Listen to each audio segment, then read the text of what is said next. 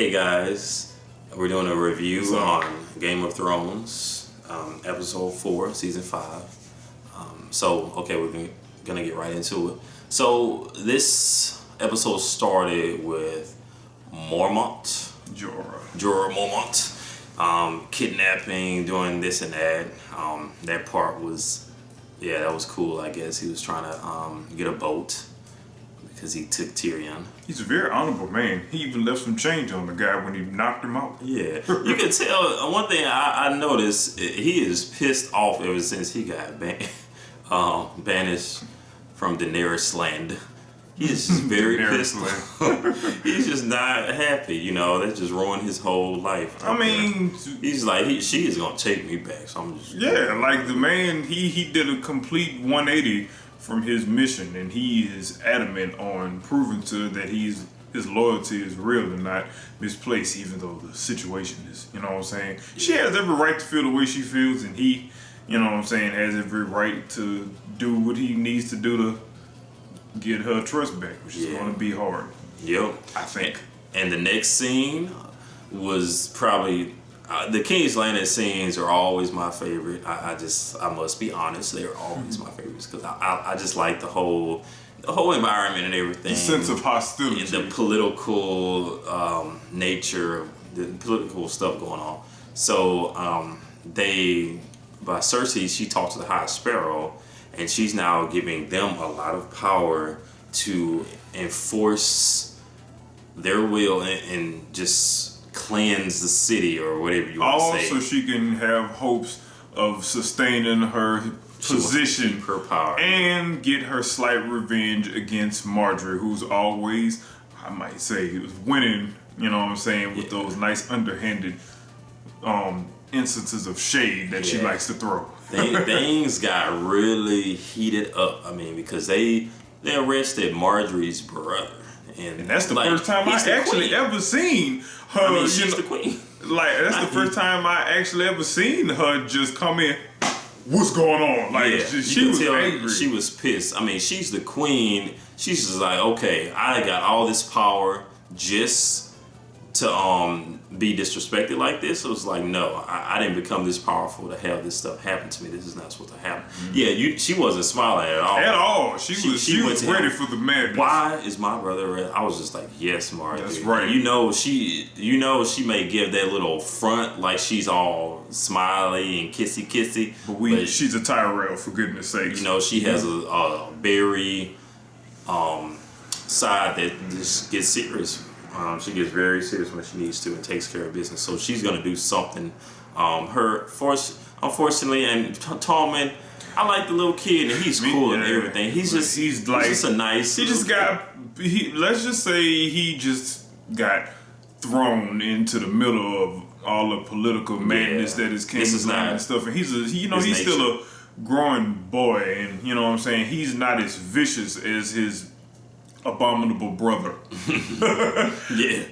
So with that, they went to the temple where the High Sparrow was. Of course, there was some confrontation going on. It was intense. It was intense, and he was like smack dab in the middle of it. And I was already saying, man, he's not about this life. I already know he's probably like, hey. If he was his psycho crazy brother, he would have killed all. Of course, it would have been just like that. And the people, the townsmen who called them abomination and bastards and such. You know, Joffrey, that would have been all in his element, but Tommen, not so much. Which I think is kind of good that he, stepped back. He didn't want to start a war, but at the same time, I mean, because I guess he I don't know what was in his head, but I think he saw, people calling him names, this and that. Yeah. He didn't feel like it was the nature, the whole situation, the atmosphere probably felt kind of wrong. Yeah, if he would have went I guess he said, I need to step back. I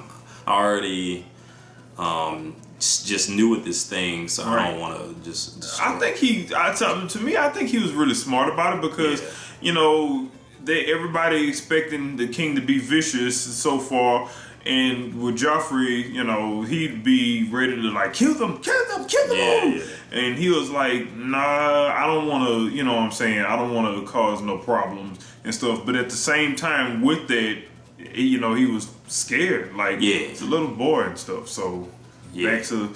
Shoot, he should have. One part of me wanted to be like, Tommy, go up there, tell all those people that they can go to hell and just go ahead and do what you got to do and get your brother and all that. Because you are the king. You don't have time for this. And Maergery isn't happy. Marjorie, she walked off. I don't know what she's gonna go do, but she's gonna do something. Right. Cersei, the entire real power. Cersei, as usual, can't stand her. With her wine, sipping.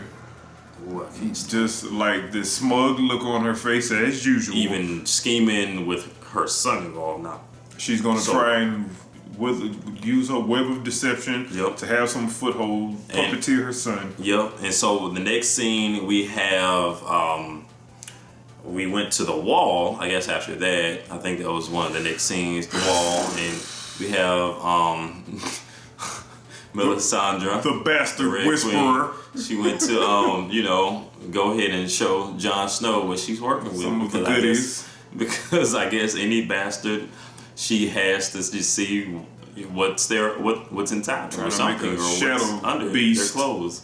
So yeah, she wants all the bastards' babies. I guess I don't know what it is about bastard blood, but somehow bastard blood is just. With her bewitched seduction versus Jon Snow's honor and being noble as all outdoors, she wasn't going to win that. I seen that from a mile away. So.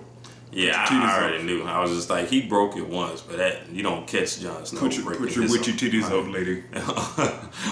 Yeah, you don't catch Jon Snow breaking his honor. He was kind of close, Yeah, it was tempting. You know what I'm saying? Had to step back a little bit. Put your titties up, lady. Go ahead. And so then they showed, Stannis, and he had a little touching moment with his daughter. That was cute. Yeah, I was touched. Move. I liked it because I used to actually, and Jared knows this, I used to not be able to watch the little girl's face in the past seasons because it would make me itch. So I would have to always fast forward these parts and skip over the face. I think they did something with it so it's not as disgusting now. I think it's healing up, I believe. Maybe it's healed up, or they put some kind of cream on it to make it smooth. Milk of the puppy. Or something, some lotion, I don't know. Discharge of the puppy. I can look at it and I feel sorry for the girl now. She's just a little girl. She's sweet. And so I'm glad I can watch these scenes because I can't watch those scenes in the past season. And then the scenes weren't that interesting for me to just suffer through it and be itching. So then the other scene they showed what Daenerys. Wait. Well, I think it was Sansa. Well, actually Sansa. Yeah. Before Daenerys, they did show Sansa and the whole thing. I just want to say I'm predicting that Sansa's going to have a big part to play in. She's supposedly going to be marrying Ramsay, so I think she's going to avenge her family in some kind of way. I don't know how. I was thinking that she would have some misfortune happen to her. And that's how I thought they were going to go at first, but right now I'm thinking that actually she might actually, She has been under Littlefinger for a minute, so therefore there's no telling what type of treachery skills she acquired from this. And she doesn't let out much. She's very docile to this point still, but that could be used in a very deadly effect. You know what I'm saying? Being under the tutelage of Littlefinger. And so Littlefinger's now going back to King's Landing because Cersei has summoned him. Why she summoned him, I don't know. Maybe because she's sending everybody else away, and and partly why Cersei is sending people away is because she's trying to do her little High Sparrows scheming stuff. And so I guess maybe she wants Littlefinger to have a part. I don't know what she wants with him. We'll see. But so Littlefinger is going away, and it's going to just be Sansa, and Littlefinger is betting that Stannis, when he attacks when he attacks Bolton's kingdom and all that he will take over Winterfell. And I'm just like, part of me is thinking that, okay, you have Sansa there. She's kind of like at risk. She could be like a hostage, huh? Couldn't she be? I don't know. That pretty much. But I'm just like, that's a little. She's the last surviving Stark member. So she's most likely needed. And of course, she'll probably be treated like a hostage. Who knows? It might be the Starks in their regards. Yeah, I hope so. So, and then, okay, Daenerys, they seem like they've always been ending kind of with the whole Daenerys scene. So we saw a little scene between Tyrion and Jorah on the boat, just talking this and that. Jorah, you know, he's pissed, like I said. He doesn't want to, he's not even talking much. He's so pissed that he got banished. He's like, man, he banished me. This sucks, you know. Like, I have nothing else to do. This is my whole life. Right. So he didn't want to hear Tyrion actually telling the truth or whatever. So he punched him. Tyrion's good for prying getting people's heads with his intellect.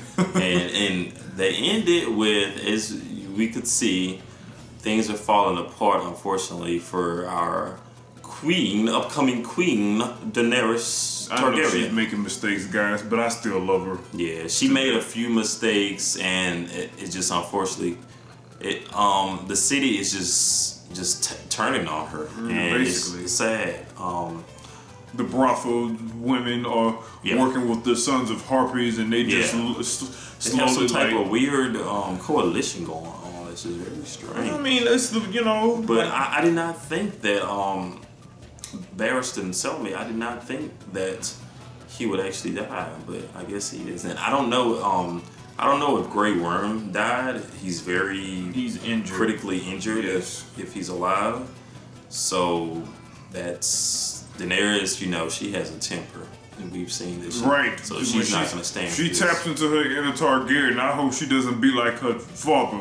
Yeah, she might blow up the whole city and just ride on a dragon. Just That burn would be everybody. kind of fun. Oh, we can't forget Jaime Lannister and that what's was a his big name? scene. That was a big scene. And Jaime Lannister, he went to Dorne. They finally arrived to Dorne, and they're starting their little thing. Right. And so Oberyn's daughters, and I forgot what's her something Sand? His wife. His wife or girlfriend or whatever that that wants to take revenge for his dad. She's setting up a war, and that to me is very interesting. That's one of the most interesting scenes. The daughter who threw the spear at the guy's head is my instant favorite one. Yeah. I love the tone of how rough she is. She is cunning. She is cunning. I like her. I like all of them. They're all beautiful. Yeah. So it's gonna be interesting to see them fight.